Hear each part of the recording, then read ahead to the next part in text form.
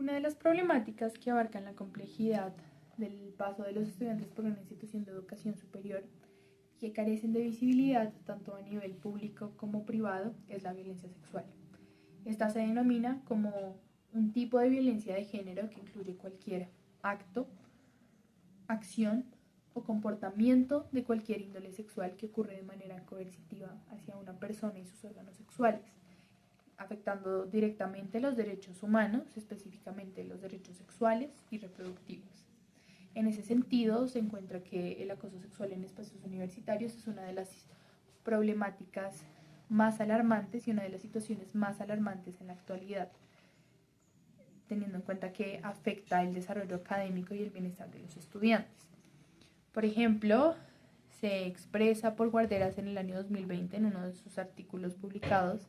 que esta problemática en cierta medida se basa en la discriminación de género, promovida por normas culturales y sociales que incitan los roles de género en la sociedad actual. Por ende, en los últimos años se ha evidenciado un incremento en las estadísticas y en las cifras de acoso sexual a lo largo del mundo. Específicamente se trae a colación un estudio realizado o publicado más bien en el año 2021 por Alonso Ruido y colaboradores, donde se establece una distinción entre los porcentajes de acoso sexual en los últimos años en Estados Unidos. Por ejemplo, en la década de los 80 los casos oscilaban entre un 24 y 30%, pero para la década 2010 se registra un incremento del 57.7%, y finalmente para el año 2019 es un incremento de más del 97%, que refleja la crisis de de acoso sexual y atención sexual no deseada en espacios universitarios. La necesidad de este fenómeno surge precisamente de disminuir esos porcentajes y de proponer alternativas para erradicar con esta problemática y para prevenir y atender ese tipo de violencias. En ese sentido, este anteproyecto titulado Relación entre el conocimiento de protocolos de denuncia y frecuencia de reportes de acoso sexual en la Universidad del Bosque busca establecer una relación entre el conocimiento que tienen los estudiantes sobre los protocolos y las rutas de atención y prevención frente a este tipo de violencias y el número con el que tienden a emitir denuncias sobre los casos de acoso sexual. Un poco para investigar si el conocimiento de estos protocolos es un factor que influye de manera positiva o negativa en la emisión de denuncias. En ese sentido, el objetivo general de esta investigación es determinar la relación entre el conocimiento de protocolos de denuncia y la frecuencia de casos de acoso sexual, más 4 objetivos específicos de corte investigativo. Posteriormente se realizó una investigación o una revisión teórica sobre el acoso sexual, donde se destacan elementos como su definición conceptual, su incidencia en distintos contextos, los fenómenos sexuales que median su presencia, cuál es el panorama actual y cuáles son los tipos de acoso sexual que se encuentran para poder darle un curso óptimo en la investigación elegida. Uno de los hallazgos más prevalentes o más valiosos a lo largo de esta revisión teórica fue el aporte por Varelas en el año 2019. Lo que expresa Varela es que el acoso sexual en espacios universitarios es un fenómeno frecuente y además de esto que está mediado por relaciones de poder y condiciones de desigualdad, teniendo en cuenta que usualmente hay un papel de subordinación entre los actores y entre las personas que emiten acoso sexual frente a las personas en los espacios universitarios. Asimismo, resalta la necesidad de realizar un llamado de atención a las instituciones de educación superior y de crear mecanismos de atención formales donde se evidencien distintos protocolos y pasos para realizar estos protocolos. En ese sentido, se tiene a la Universidad del Bosque como uno de los lugares insignia para este tipo de atención y prevención, pues cuentan con una ruta ante violencias y casos de discriminación, donde se incluye el acoso sexual. En esta ruta se establecen 11 pasos, donde se evidencia la notificación de la violencia, los procesos de reparación en la víctima, cuáles son los escenarios en los que puede encontrarse a nivel jurídico y legal, qué va a pasar antes, durante y después de realizar la denuncia, cuál es el acceso que va a tener a este tipo de protocolos, cuál va a ser la incidencia del papel y la incidencia del rol que van a jugar los directivos, los docentes, los estudiantes que son espectadores de este tipo de violencias, qué va a pasar con el victimario o la persona que es victimaria de este tipo de acoso y adicionalmente cuál es el papel que va a jugar su familia y cómo esta persona va a realizar un proceso de reintegración después de la violencia que vivió. A pesar de la buena elaboración de esta guía, perdón, de esta guía, se tiene en cuenta que es un protocolo que, si bien está muy realizado, no es asequible para todos los estudiantes de la Universidad del Bosque. Hace parte de una de las páginas institucionales, pero esa no es la forma de acceder a los jóvenes, y por ende se ha desarrollado un espacio en Instagram del Centro de Diversidad, Equidad e Inclusión para que conozcan una ruta adecuada ante este tipo de violencias y además de eso para que puedan emitir los procesos de denuncia sin necesidad de tener que recurrir a estos órganos de control mucho más altos en la universidad. Además de esto, se establece que, si bien era muy acertado realizar la investigación en un espacio como el Bosque, que cuenta con este tipo de protocolos, era importante establecer cuál iba a ser el tipo de investigación adecuado para desarrollar de forma óptima el anteproyecto. En ese sentido, se destaca el enfoque empírico-analítico como el más adecuado, teniendo en cuenta la poca interacción entre los investigadores y los participantes. A su vez, se enfatiza en la recolección de datos de forma transversal y cuantitativa, teniendo en cuenta las encuestas como una herramienta principal para la recolección de datos, donde se dará cuenta tanto del conocimiento sobre los protocolos de denuncia como la frecuencia de casos de reportes de acoso sexual en los estudiantes de esta institución de educación superior. A su vez, se destaca el diseño correlacional, porque, como se explicó anteriormente, es una relación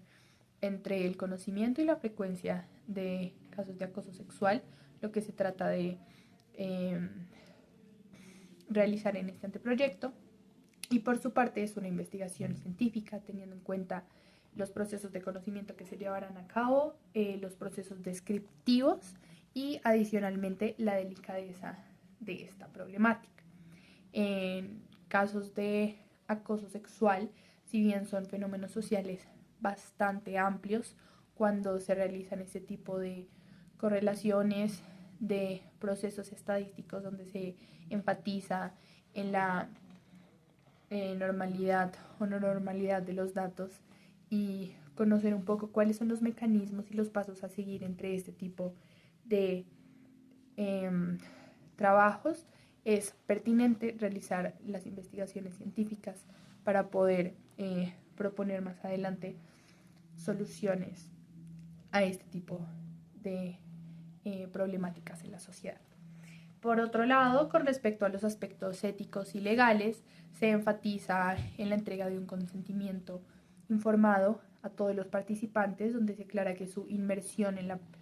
investigación es de carácter voluntario y completamente opcional, no es una participación obligatoria,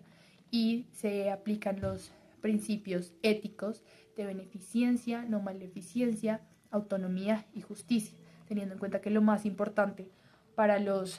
investigadores es precisamente el bienestar de los participantes por encima de cualquier otra cosa. En ese sentido, se realiza el seguimiento de la resolución 8430 de 1993 del Ministerio de Salud, donde se destaca la aplicación de los artículos 11 y 12 para la investigación científica, y adicionalmente los lineamientos establecidos en las funciones de la Ley 1090-2016 para psicólogos, donde se enfatiza en las habilidades que deben seguir en lo que a la investigación científica respecta y cuáles son los principios que deben regirlos para el desempeño de su profesión como psicólogos. Por otra parte, en aspectos de planeación y factores de planeación, tenemos el cronograma y el presupuesto. Se presenta un cronograma de 10 actividades que ocurrirán entre los meses de abril y julio. Cada una tiene una duración en una franja de 1 a 3 semanas, donde se inicia con la revisión teórica y bibliográfica y se dirige hasta la publicación de resultados. A lo largo de este cronograma se evidencian 10 actividades diferentes que todas apuntan para el desarrollo óptimo de esta investigación. Y en el sentido del presupuesto, es un presupuesto que asciende a 26.150 millones de pesos colombianos, una financiación prevista por Colciencias, el organismo encargado de financiar las investigaciones aquí en Colombia. Adicionalmente, se cubren rubros de aspectos metodológicos, administrativos y financieros en la investigación, donde 1.150.000 serán destinados para la revisión bibliográfica, la compra de materiales literarios y estadísticos, y el dinero restante, que son 25.500, se ajustará para el personal contratado, para el otro tipo de actividades que incluyen una serie de monitoreos en la universidad, desarrollos de campañas de prevención y más, haciendo alusión a los ámbitos logísticos y administrativos de esta investigación. En ese sentido, después de haber explicado cuáles son los recursos, las legislaciones, las normas, los aspectos metodológicos, conceptuales de investigación, las definiciones, los agentes que van a tener lugar en esta investigación y un poco de cuál es ese panorama actual e histórico con respecto a esta problemática del acoso sexual, se evidencia que esta es una problemática que debe ser erradicada, que se han brindado a lo largo de esta conferencia cuáles son las herramientas para identificar este tipo de violencias, cuáles son los procesos y protocolos que debemos seguir si nos encontramos en ámbitos educativos y ámbitos de instituciones de educación superior donde es más frecuente este tipo de problemáticas, y un poco de cuál es esa alternativa que tenemos para poder seguir en este tipo de hechos. El anteproyecto titulado Relación entre el conocimiento de protocolos de denuncia y